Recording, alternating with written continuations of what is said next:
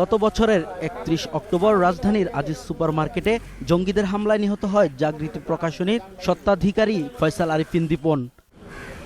একই দিন লালমাটিয়ার শুদ্ধস্বর প্রকাশনীর মালিক আহমেদ রশিদ টুটুলের উপর হামলা চালায় জঙ্গিরা। এতে টুটুল সহ ৩ জন আহত হন।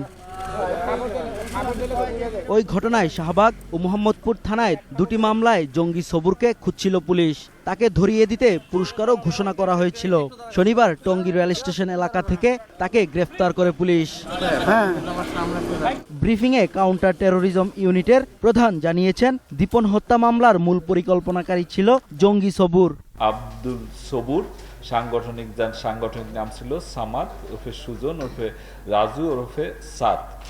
23 বছর বয়সের এই যুবককে আমরা গতকাল টঙ্গীর রেল স্টেশন এলাকা থেকে আমাদের ডিবি সাউথের একটি টিম তাদের গ্রেপ্তার করে।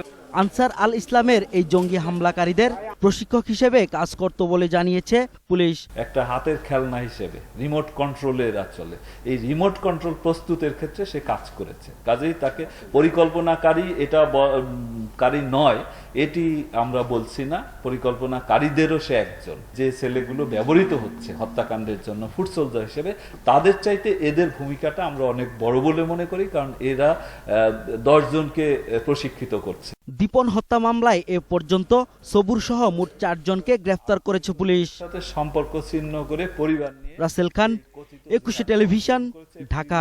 একেবারে সরাসরি